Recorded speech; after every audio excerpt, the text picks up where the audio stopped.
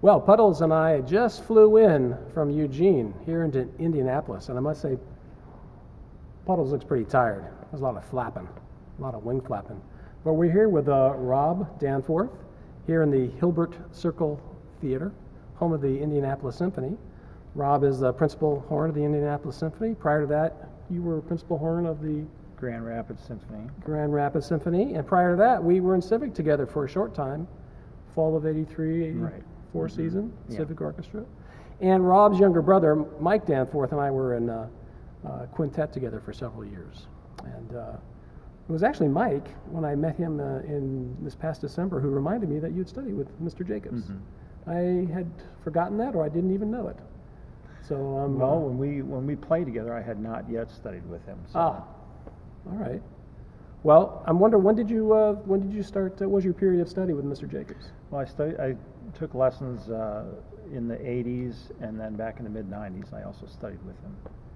Okay, so over about a decade or so. Right. And what prompted you to seek him out? Well, initially, I just had heard that he was a really good teacher, and I thought that he was somebody that could help me, and so that was the initial impetus. In the mid-90s, I had been in this orchestra a while, and I was struggling a little bit with my playing, and but in trying to gain more control, I started using more tension and forcing more and grabbing, which and I now know that was counterproductive. It was actually going to give me less control. But because of that, I think my airflow was restricted, and I started to get some pains in my lips, and so I was concerned about that. So I called Mr. Jacobs, and he wanted me to come see him.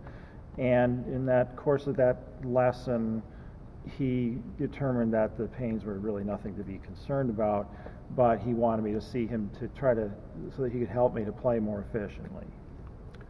Let me just back up a little bit.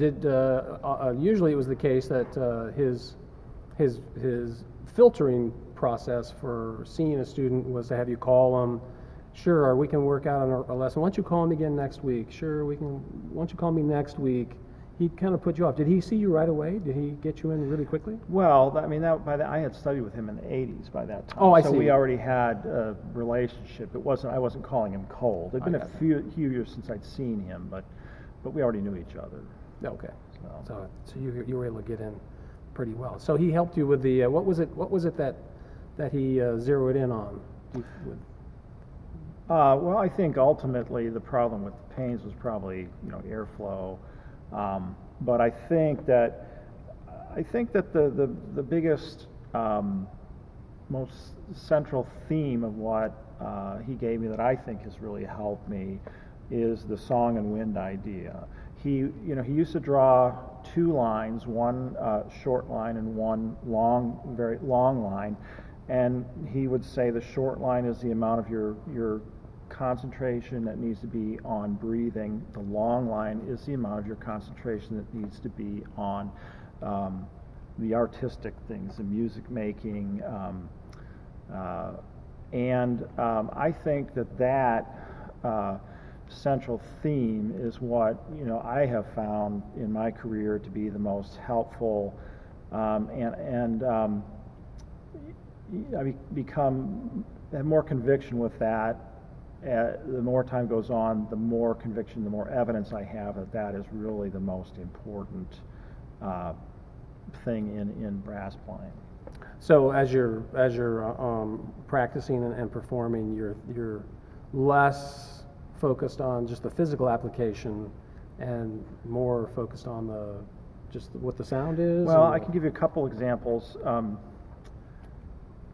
At that time, in the 90s, I spent a lot of time looking in the mirror and worrying about my embouchure and whether there was a problem there. And in the end, my embouchure was absolutely fine. It was what was going on up here.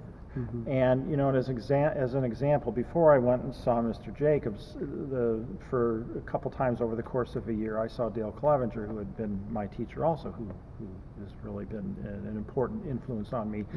And Dale, I think, really had me pegged. And I went in for the first or two lessons. He just listened to me play for 20 minutes, didn't say a thing.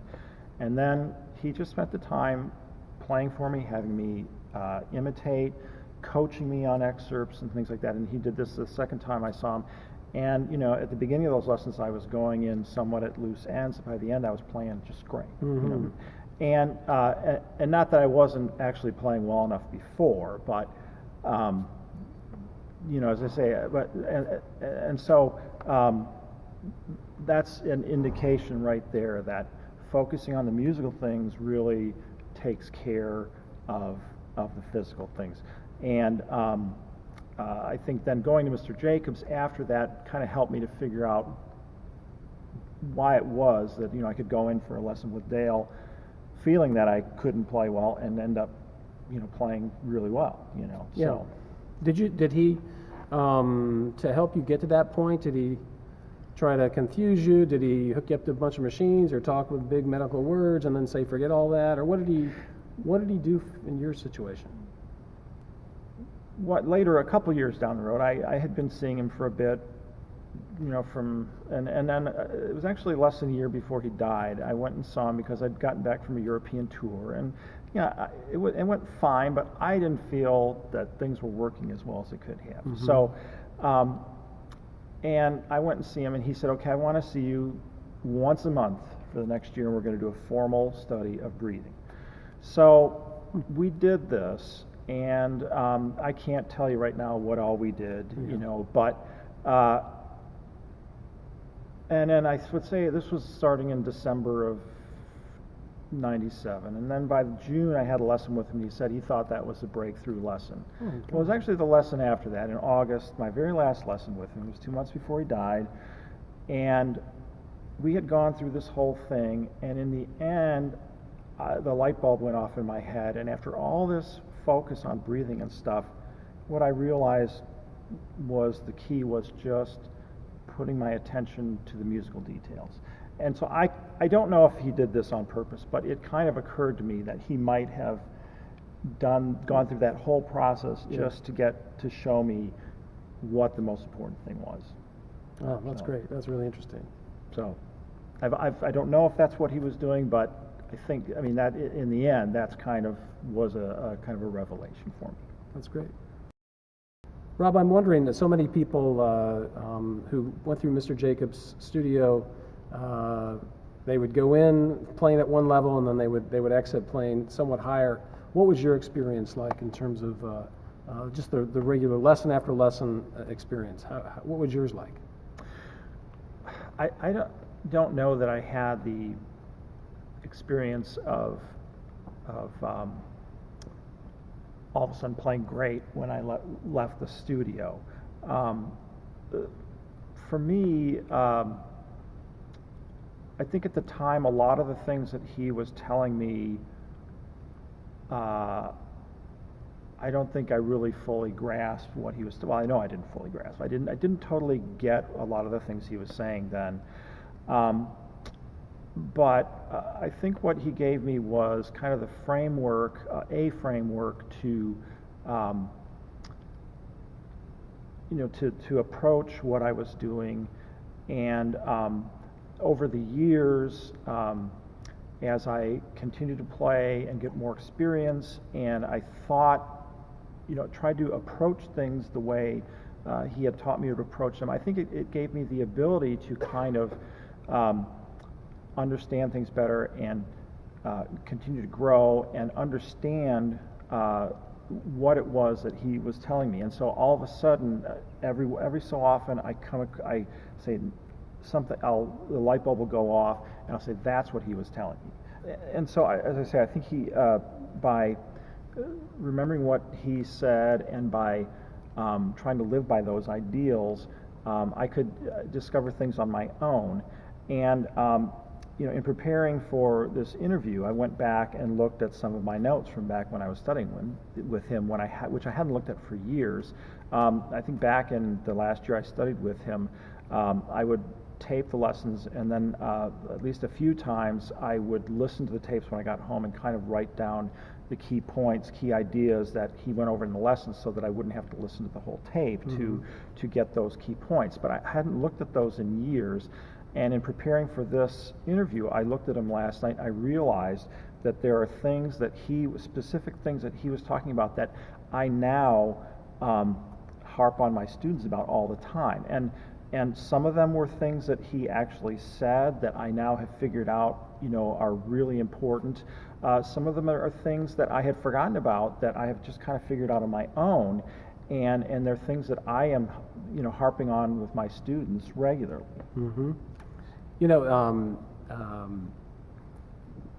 Back in those days, especially in his early career as a teacher, it was pretty much, I think, just low brass oriented, and then as word spread out, then he'd start to get more of the brass and all of the brass, and then woodwinds and singers even. I remember him even having a Metropolitan Opera singer or two come to him for some lessons. Mm-hmm. What was it like? French horn player, tuba player. What did he bring to the table for you in terms of teaching you the horn specifically? Well, I feel that, especially after studying with him, I feel all brass instruments work the same way. So I can't really think of any thing specific that was horn specific that he gave me. I just think they all essentially operate the same way, and so I can't think of anything specifically that pertains to the horn that he gave me. I think essentially, I think the basics are that you fill your lungs pretty much all the way. You take in a full breath, and then you have your airways as open as possible, open throat, tongue low in the mouth, so that your air is as unobstructed as possible, and so you just blow freely. And beyond that, you just have this idea in your head of what you want to sound like, and as he would say, you play the horn in your head, not the one in your hands. Mm-hmm. And so, that's kind of, I think it really pretty much applies to all the brass instruments, and I personally don't see, a distinction there. It's interesting how he set you on that last year of lessons. He set you on this course of breathing, and certainly I think maybe for those people who have a peripheral knowledge of Arnold Jacobs, they might, oh yeah, he's the breathing guy, he's the breath guy, the lung guy, the guy who had only one lung. But it seemed like for you, it's very likely that he was all the while working in the background on music. Well, I think that was his whole focus, and I think more so probably back in the 70s, he was thought of as maybe a teacher of breathing, and that was just totally the opposite of what his whole message was. I think as time goes on and more people have studied with him, his ideas are out there. I think there's less of that thought, but certainly, I think part of the reason that there's that perception is that in a lesson you would spend most of your time working on his various gizmos and contraptions, the different devices, doing different kinds of exercises and things like that. And so you walk out of that lesson, and that's what you're focused on, and you end up losing sight of what the real message is. That stuff is all helpful, but the most important thing is being the artist, as he would say. You wear the hat of the artist. I even have, a few years back, I was listening to one of my tapes, and I even heard him say something along those lines that, I spend so much time on this other stuff that's what people end up walking away with, when the most important thing is the artistry, the singing, the song in your head, that type of thing. Yeah, I would agree. Did you notice in the the 80s and the 90s, was there a shift in his teaching, his style, or the focus? Did you notice? Well, the only thing that I noticed is when I was younger, the phrase, the catchphrase or whatever it was wind and song. And when I went back to him in the 90s, it seemed like he was saying song and wind. And I don't know if it had changed or if it had always been song and wind, but that would be the only The only difference that I would note is that he started calling it, I noticed he was in the 90s, he was calling it Song and Wind. And so it could be that he realized that he needed to really refocus on the song as being, the most important aspect of it. Yeah, maybe in reaction to maybe he was really perceiving strongly that he had a strong reputation as the wind guy, and of course he was all about the song. That was his thing. Right. Well, Rob, I can't thank you enough. Puddles, even though he's a little tired, he's really enjoyed being with you, and to invite us into your concert hall home and take some time with us. I know you're going on vacation soon. Got lots of packing, I'm sure. Well, usually more than I realize. So. Well, Puddles would like to have me present you with this genuine University of Oregon duck beverage dispenser. It's suitable for all types of beverages, although maybe not super hot, but maybe cold. Well, I can tell you I will use this regularly. Very good. All right. Thanks, Rob. You're welcome. It's great to see you. You too. Yeah. Back to you.